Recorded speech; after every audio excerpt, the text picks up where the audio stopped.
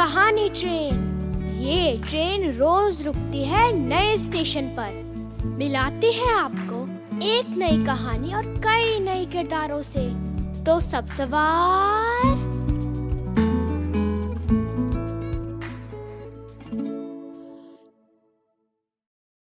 आज की कहानी है समारोह।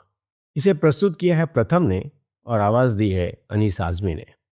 आप सब कहानी को ध्यान से सुनिएगा, क्योंकि इस कहानी के बारे में बातचीत भी करेंगे और गणित के कुछ मजेदार खेल भी तो खेलेंगे।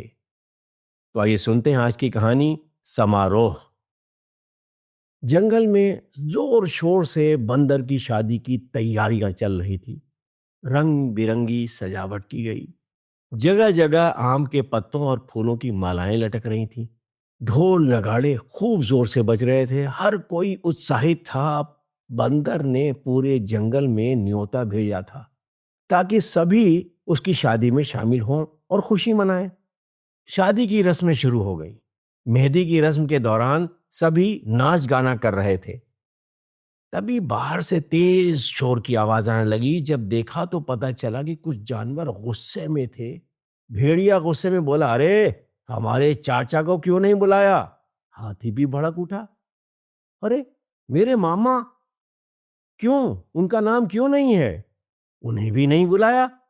भेड़िए ने धमकी दी, मैं बंदर को घोड़ी पर नहीं बैठने दूंगा।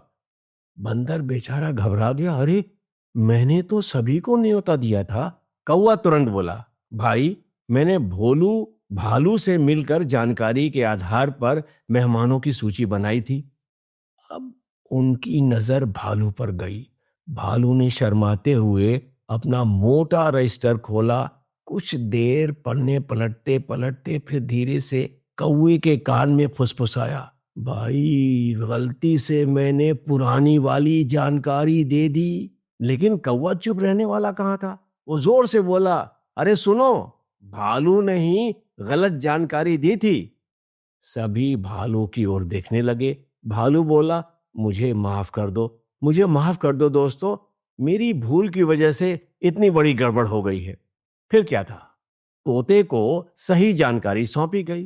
तोते ने मेहमानों की सूची देखी और बुलबुल चिड़िया को तुरंत सभी को न्योता देने के लिए भेज दिया।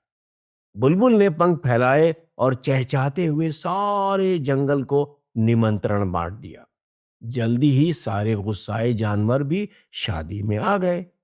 फिर से बैंड बाजे बजने लगे। बंदर को घोड़ी पर बैठाकर बारात निकाली गई और हंसी खुशी शादी पूरी हुई। शादी के बाद जंगल के सभी जानवरों ने मिलकर तय किया कि भविष्य में किसी भी काम में सही जानकारी यानी आंकड़ों का ध्यान रखा जाएगा, ताकि फिर से कोई ऐसी गलती ना करे। अब कुछ प्रश्न हो जाएं। भोलू ने अपनी गलती मानते हुए धीरे से कौवे के कान में फुसफुसाकर कुछ कहा, लेकिन कौवा जोर से बोला, अरे सुनो, भालू ने ही गलत जानकारी दी थी। आपके अनुसार कौवे को क्या करना चाहिए था? आपके घर में शादी हो तो आप कितने लोगों को बुलाएंगे? भोज के दिन क्या क्या पकवान बनाएंगे? इसकी पूरी एक सूची बनाइए। मान लीजिए कि आपके घर में किसी की शादी है और आपको अपने रिश्तेदारों को और दोस्तों को दावत देनी हो। उसके लिए एक खूबसूरत कार्ड बनाइए और हमारे साथ साझा कीजिए।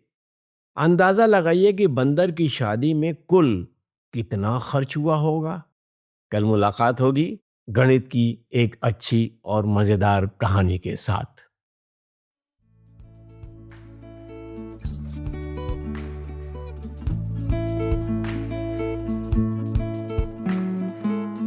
आशा है ये कहानी आपको पसंद आई होगी। ये कहानी आपके लिए लाए रेखता, नई धारा और प्रथम।